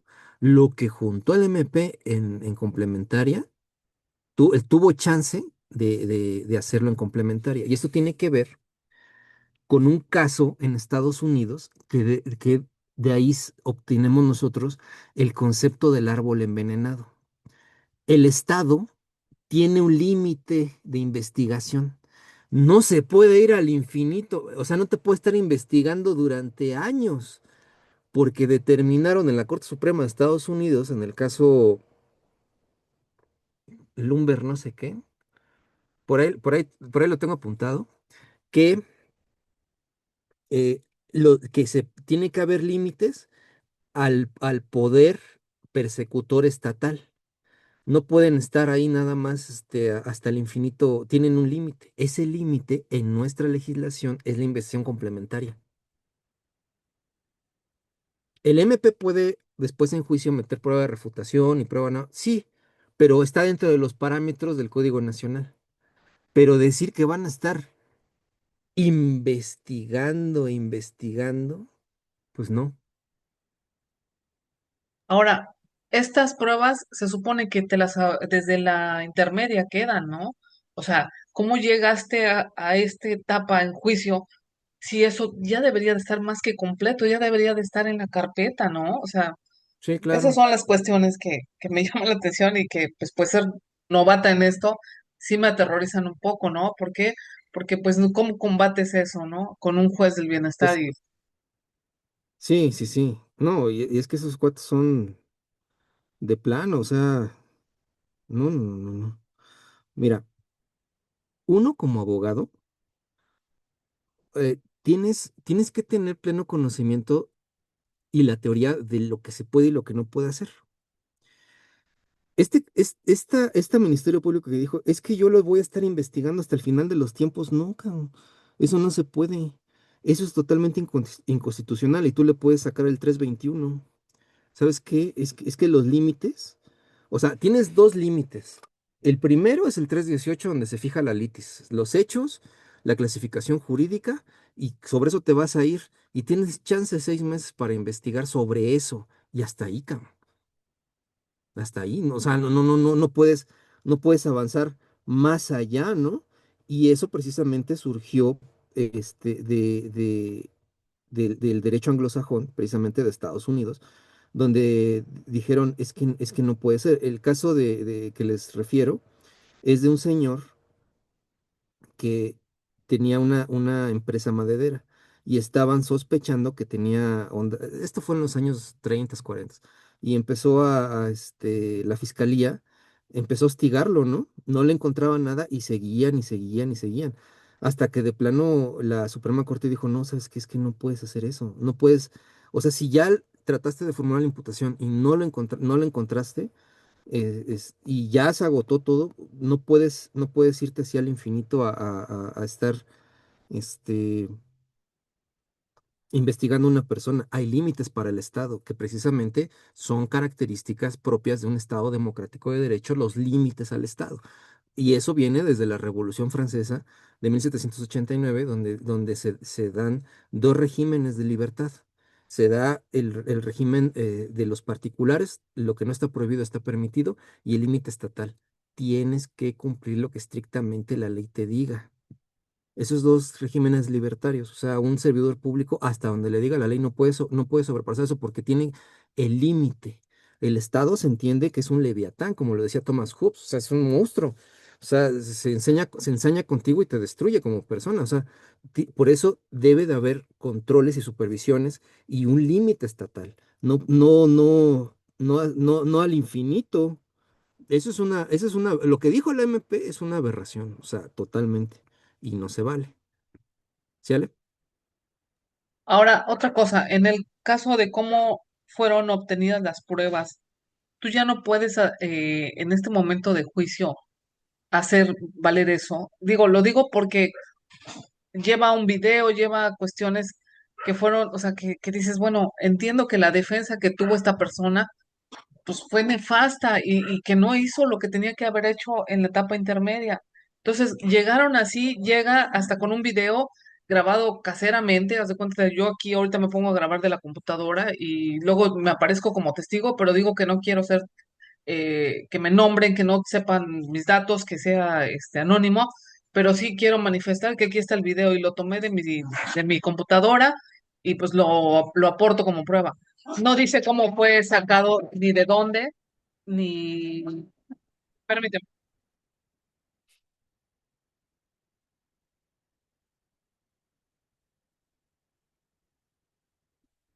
Sí, Ale. Entonces, no dice todas esas cuestiones que se tenían que haber hecho valer en la intermedia, no las hicieron valer.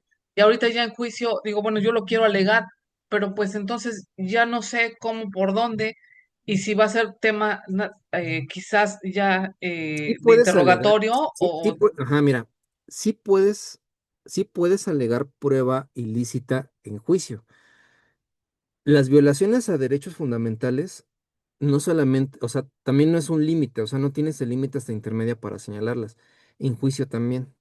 No sé si te acuerdas que les puse yo un interrogatorio, un contrainterrogatorio, donde hice ver que el testigo no había no había rendido entrevista.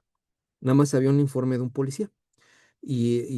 Pero no hacía ninguna referencia a todo lo que estaba diciendo. Era información ilícita lo que estaba planteando. Entonces, a través del contrainterrogatorio, por ejemplo, en tu caso, pues decir, oye, qué fecha y qué todo, y qué, cuándo, qué, quién es y todo. O sea, vas rascándole y vas sacando precisamente todas estas ilicitudes en donde tú lo puedes señalar en los alegatos de clausura, como lo hice yo, y al final no se valora ese medio de prueba conforme el 357. El 357 te dice, mira, 357, legalidad de la prueba. Ya estamos hablando de juicio. La prueba no tendrá valor si ha sido obtenida por medios de violatorios de derechos fundamentales o si fue incorporada, o si no fue incorporada conforme a las disposiciones del código. Cuando tú estás, y esto tiene que ver con teoría de nulidades, cuando tú estás en etapa de control, planteas una nulidad de la prueba y eso incide desde el 346 al 97, por ejemplo, en actuaciones, y entonces se, se, se descarta y se declara nula y ya no la pueden volver a utilizar después. Pero cuando ya estás en juicio, ya teóricamente pasó por ese filtro, ya no la puede anular, pero lo que puede hacer el juez es no darle valor. ¿Qué es eso de no darle valor? No tomarla en cuenta para su decisión, como si no hubiera pasado. No vi, no supe.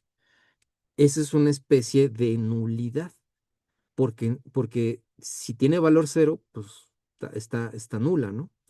Y eso, el 357 es precisamente dentro de la teoría de las nulidades cómo lo planteas. O sea, tú ahorita no puedes plantear el 346, exclusión del medio de prueba. Ese 346 empieza desde la intermedia empieza desde la audiencia inicial hasta la intermedia. Ahorita ya su equivalente es el 357. Entonces tienes que Pero no plantear. puedo plantear una incidencia como tal de No. esto, no. No. O sea, tienes que hacerla ver que fue obtenida con violación de derechos, tomas nota y en los alegatos de clausura lo mencionas, lo retomas y ahí lo remarcas y haces alusión al 357 para que no se le dé valor. ¿Sí? Va. Marco, Buenas noches, maestro. buenas Yo noches. tengo una preguntota.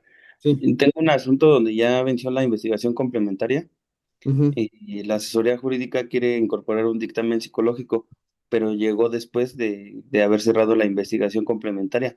¿Esa se puede tomar o si la acepta el juez? Mira, lo último que ha salido al respecto es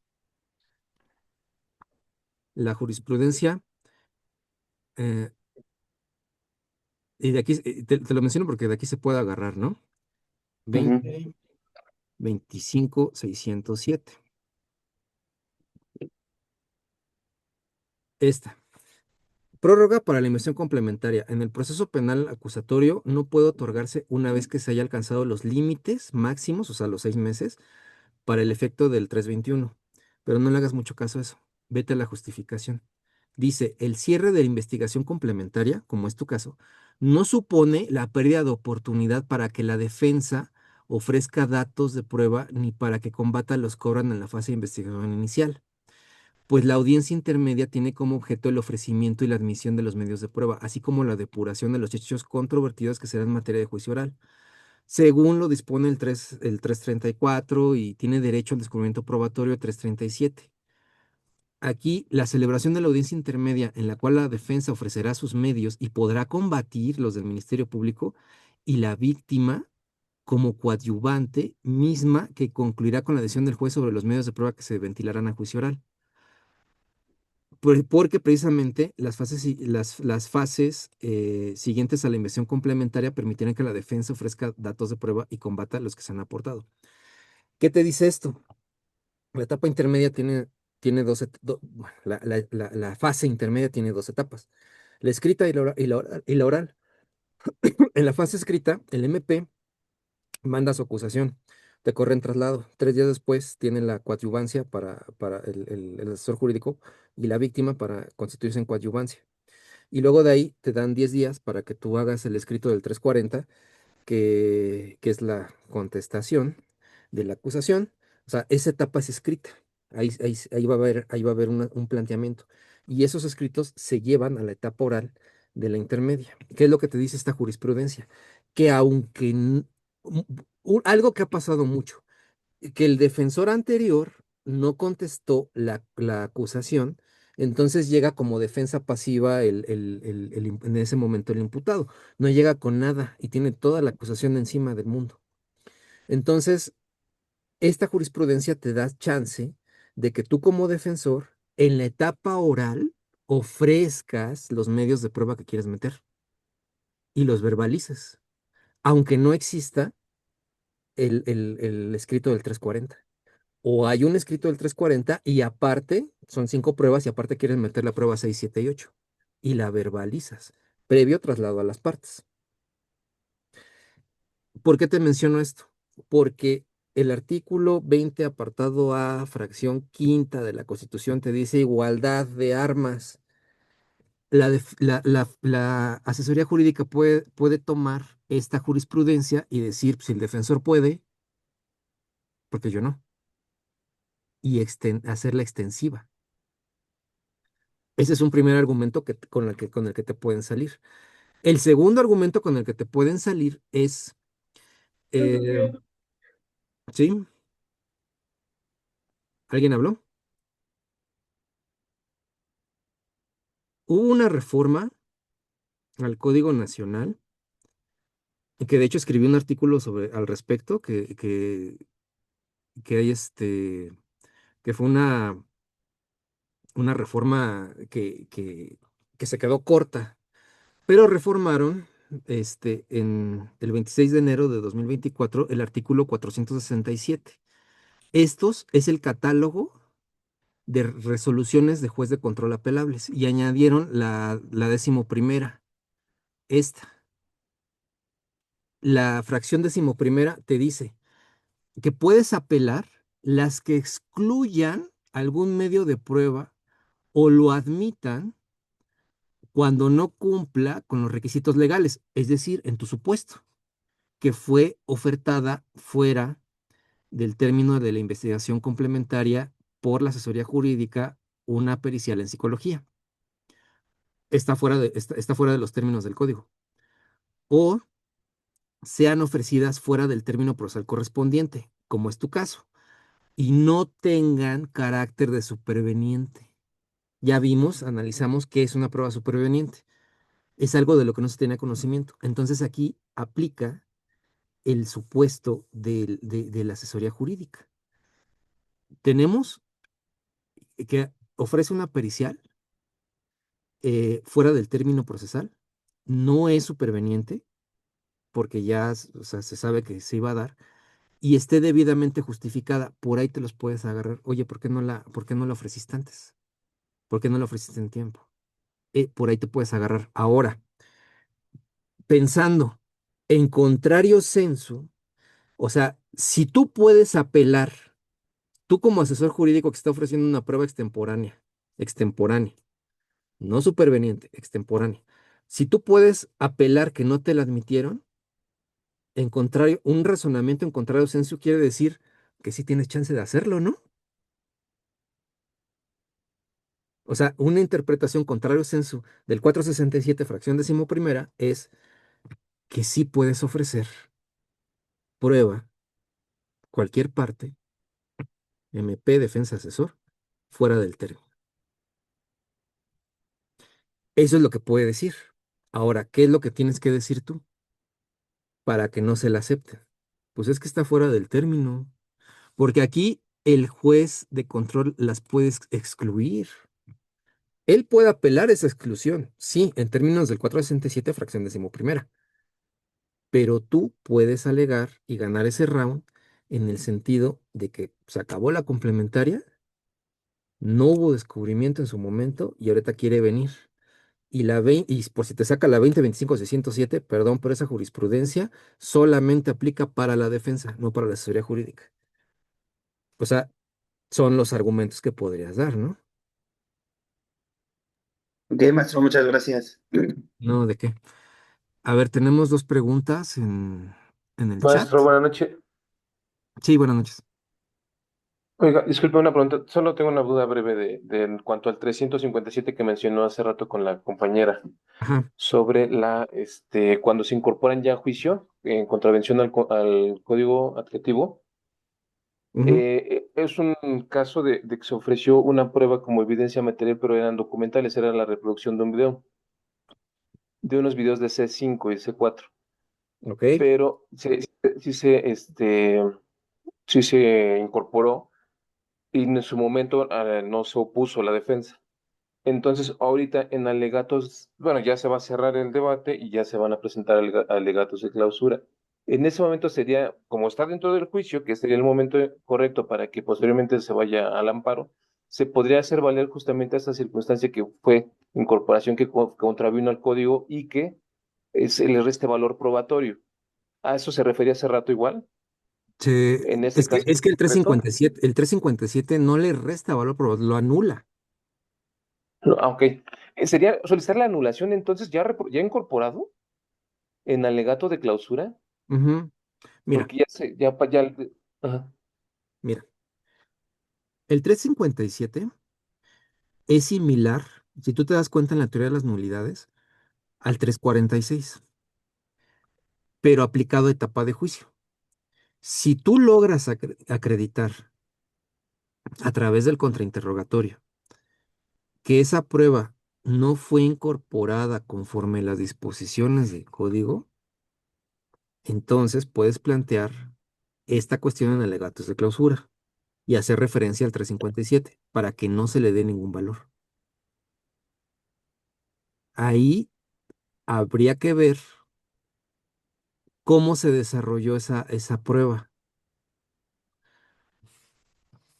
Porque una cosa es que, a como entendí tu exposición, es, a ver, este era una documental, pero la quisieron, eso era una documental y era electrónica, Es, ¿no? es una, la ofrecieron y se admitió en la intermedia como evidencia material. Señalan Ok, USB y un DVD, sí, pero eso es un ya error. sí, justamente ese es desde la admisión está mal. El Ujú. punto es que Pues, ya en el debate, ya de hecho, ya en la prueba, el testimonio, primero fue un perito,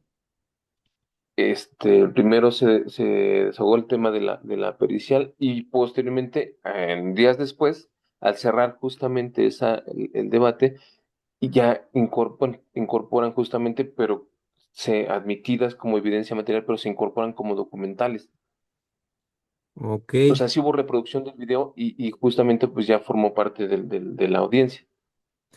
Ahí se tendría que evaluar esta palabrita que dejé marcada, si se incorporó conforme a las disposiciones del código o no. Porque el hecho de que haya sido planteada como prueba material y que al final se incorpora, o sea, es diferente la incorporación material, evidentemente, que a una documentaria electrónica. Ahí sería una cuestión de argumentación en ese sentido. Su señoría, en el auto de apertura a juicio oral, las partes están obligadas a desahogar, conforme a las disposiciones del código, cómo fue ofrecida y cómo fue aceptada en ese auto. La prueba material es, tiene características diferentes a una documental electrónica. Esto se vio reflejado en audiencia de tal fecha, en tal minuto, cuando se pronunció a favor de proyectar una evidencia material, lo cual pues contraviene las reglas del código y por lo cual invocó el 357 para que no tenga valor probatorio porque no fue incorporado. Y por ahí te sigues por esa línea argumentativa. Obviamente el juez pues, va a decir, no, sí, sí le doy valor, pero ya sentaste las bases para los de arriba. Ujú. Sí, justamente esa era la intención, que como sigue siendo el juicio, bueno, mientras no se cierre el debate, entraría en el supuesto de que de lo que no se haga valer en juicio, pues no se puede eh, impugnar o irse al amparo, ¿no? Entonces, haciéndolo valer justamente en el cierre, ¿no? Ujú, Pues bajo esta premisa de que justamente se incorporó en contravención a las disposiciones del código. ujú, es correcto. Es así, ¿verdad? Le agradezco, maestro. Buenas No noches. de... Buenas noches. A ver, Carlos Paredes Vega, una pregunta. En caso de su ejemplo, si el testigo no estaba en otro país u otro estado, sino simplemente no había querido declarar o exponer su versión por miedo, ¿aplica también como prueba nueva? Sería cuestión de valoración. Sería cuestión de saber qué, o sea, por qué tenía miedo. Si nada más tenía miedo porque sí, o porque estaba amenazado, porque ya tenía llamadas, o sea, ¿qué, qué, qué tanto es tantito, ¿no? O sea, es valorar las circunstancias de ese testigo para saber si su miedo era racional, era válido, si realmente había elementos objetivos por los cuales estaba impedido de ir a declarar. Generalmente eso lo solventas presentando una denuncia de hechos por algún tipo de amenaza o algo. Entonces con eso puedes sustentar de manera objetiva de que no se había podido presentar porque tenía miedo y lo externó y se le hizo saber a la autoridad. Entonces, depende, ¿no? O sea, hay hasta un meme que dice, pasas tantos años estudiando derecho para que nada más digas, pues depende. Pues sí, es la verdad. O sea, puedo meter un testigo que como prueba superviviente que tenía miedo, pues sí, pero depende, ¿no? Que tanto puedas eh, demostrar que tuvo esa incapacidad para ir. ¿Sí, Carlos? Sí, maestro, muchas gracias. Gracias. No, de qué. Nancy Joana. A ver si con ese argumento no la multan o la mandan a arrestar.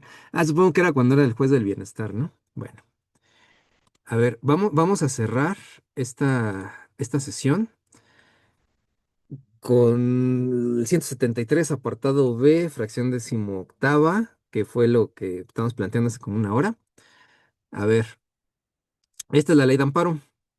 Este es el artículo 173. En los juicios de orden penal se considerarán violadas las leyes del procedimiento con trascendencia a la defensa de la parte quejosa. ¿Cuándo? Y nos vamos al apartado B. El apartado es para el sistema escrito, el apartado B es para el sistema de justicia penal acusatorio y oral. Y nos vamos a la fracción que les indiqué a la 18ª. Cuando, seguido el proceso por un delito, la persona quejosa haya sido sentenciada por un ilícito diverso a los mismos hechos materiales de que fueron objeto de la investigación sin que hubiese sido oído en defensa sobre la nueva clasificación. Aquí nuestra compañera Diana tiene una nueva clasificación y le están siguiendo el proceso como si fuera la de vinculación. Entonces yo considero que podría aplicar esta, eh, esta fracción. Bueno, ahora regresamos a nuestras diapositivas para ver que no hemos avanzado mucho de las incidencias, pero para eso son 12 clases. Entonces no se preocupen, vamos a ver todo el temario, pero es necesario, considero yo, que todas las dudas vayan encontrando cauce, camino, para que sentemos bien las bases de estos conocimientos. Y nada más para cerrar el concepto el primero de incompetencia. Ya vimos razón geográfica, ya les expliqué cómo está. En razón de conocer previamente el asunto, que inclusive ya hasta les compartí una sentencia de tribunal que apenas salió, que, bueno, nos notificaron hoy, es relativa a esto. También hay incompetencia porque el juez es familiar de alguno de los acusados o tiene relación de amistad, etcétera, y bueno, eso se puede probar con una acta de nacimiento donde están los mismos apellidos o tienen cierto parentesco familiar o alguna entrevista con alguna persona que sepa que es familiar. Y también se da, resulta que el acusado es menor de edad y está en un procedimiento de adultos. Raro, sí, pero es posible, como lo acreditan, pues, con su acta de nacimiento. CURP y eso. Bueno, la próxima clase, pues seguimos con todas estas incidencias, que son algunas por ahí, y pasamos a los alegatos de apertura. Pero espero que haya sido una clase productiva. ¿Alguna pregunta extra antes de irnos? ¿Nos puedes mandar las diapositivas vistas? Es que nada más vimos una. Es que entré tarde, perdón, pero sí, gracias. Es que nada más avanzamos vimos dos, esta y el primer punto de esta. Pero fue bien, bien padre la clase, maestro. Yo le agradezco mucho, de verdad que con mucha claridad todo, o sea, muchas gracias. No, hombre, gracias a ustedes por, por estar aquí. Se conectaron 29 personas. Muchas, muchas gracias. Espero Es que, que tienes la habilidad y tienes el don de poder explicar sencillamente, hacerlo entendible y, o sea, que lo comprendamos. Bueno, en mi caso, hablo yo por mí, ¿no? Entonces, qué gracias por bueno. esa parte. No, de que qué bueno, muchas gracias. Y pues son cosas que he vivido, ¿no? Y que vivo todos los días lidiando con eso. Entonces, pues cuando uno sufre en carne propia los jueces del bienestar y las resoluciones en contra y todo el show, pues creo que es más fácil, ¿no? Explicar lo que pasó con todo, con todo el pesar, ¿no? Muchas de las cosas que les he platicado, pues son cuestiones que te topas con pared, ¿no? Pero pues que al final aprendes y pues lo transmites. Bueno, pues si ya no hay otra pregunta, comentario, cerramos la clase. Muchas gracias de nuevo por estar aquí y nos vemos en 8 días y no se preocupen, vamos a seguir avanzando. Por eso solicité 12 clases, porque yo sé que el tema de juicio es muy importante para nosotros, pero es muy importante avanzar con las dudas y con pasos firmes y conectando la teoría con la práctica, porque de esa manera es como avanzamos. Bueno, Muchas gracias a usted, doctor. Gracias, Pase buenas maestro, Gracias. noches. gracias. Nos vemos en 8 días. Buenas bueno, noches para todos. Hasta luego, buenas cuídense. noches. Bye. Buenas noches, doctor. Muchas gracias, maestro. Excelente noche. Gracias, bye.